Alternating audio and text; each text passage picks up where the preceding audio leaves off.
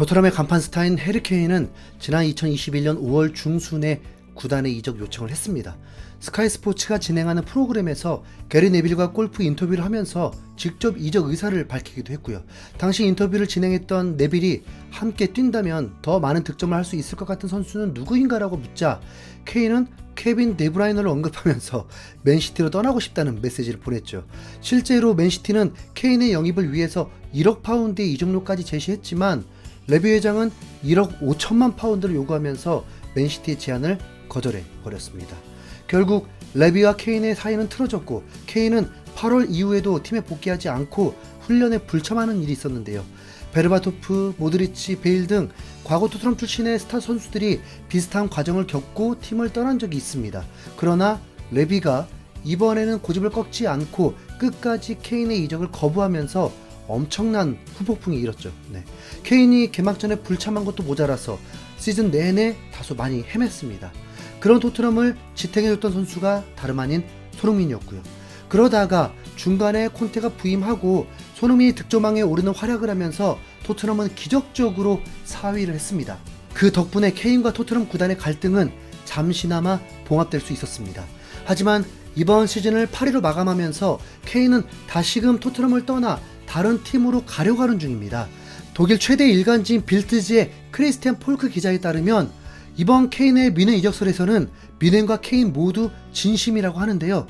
이 폴크 기자가 누구냐면 케인의 뮌헨 이적설을 최초 보도한 독일의 공신력 있는 기자입니다. 이 기자는 뮌헨의 상황을 전달하면서 뮌헨의 이적위원회는 이번 주에 다른 계획을 논의하기 위한 회의는 잡지 않았다. 현재 모든 초점은 케인과의 계약을 마무리하는 데 맞춰져 있다라면서 뮌헨이 구단 차원에서 최선을 다해서 케인 영입을 시도할 거라고 밝혔습니다. 뮌헨은 작년에 레반도프스키가 떠난 이후에 정통 스트라이커의 부재로 힘들어하면서 이번 시즌 리그 우승도 놓칠 뻔했죠. 때문에 제대로 된 스트라이커를 위해서 큰 돈을 쓸 준비가 되어 있습니다. 그리고 뮌헨뿐만 아니라 케인 역시 강한 이적 요청을 하려고 하는 중입니다. 케인은 이번에 레비에게 맞서서 이적을 강요할 준비가 되어 있다. 필요하다면 내년에 자유계약으로 떠나겠다는 협박까지 할 수 있다라면서 케인이 지난 맨시티 사태 때와 같이 막무가내로 나올 수도 있다고 했죠. 맨시티 이적으로 시끄러웠을 당시에는 계약 기간이 3년이나 남아있어서 레비 입장에서도 강짜를 놓을 수 있었지만 이번에는 폴크 기자의 말 맞다나 1년 뒤면 어차피 공짜로 놔줘야 합니다. 게다가 폴크가 취재한 바로는 당시 시끄러운 사건을 겪은 두 사람이 서로 신사협정을 맺었다는데요. 레비의 측근에 따르면 레비는 케인의 이적료로 1억 파운드를 원한다. 뮌헨의 희망은 레비가 2021년에 케인과 맺은 신사협정에 있다. 그 내용은 케인이 런던 밖에 있는 클럽으로부터 수익성이 있는 제안을 받았을 경우 레비가 그것을 고려해 보겠다는 것이다 라면서 뮌헨이 1억 파운드를 제시한다면 케인 이적이 성사될 수 있다고 한 겁니다. 이게 사실이라면 레비 입장에서도 배째라며 버틸 수만은 없습니다. 실제 1년 후에는 배가 찢어지실까요?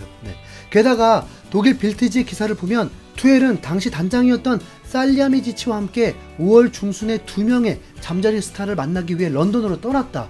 그중 한 명은 데클란 라이스였고 다른 한 명은 해리 케인이었다. 본지의 소식통에 따르면 투엘 감독은 케인의 집에서 그와 만났다라면서 투엘이 직접 케인의 집을 방문해서 그를 설득했다는 보도도 했는데요. 이러다 진짜 케인도 떠나겠는데요? 케인 없으면 손흥민이 또 득점왕하고 손흥민 위주의 축구를 하면 됩니다. 개인적으로 케인 없어 봤으면 하는 바람? 그리고 2년 안에는 무조건 김민재와 케인이 한수밥 먹겠는데요? 케인이 토트넘 재계약할 리는 없으니까. 그쵸? 자, 이상 흰수염고래였습니다.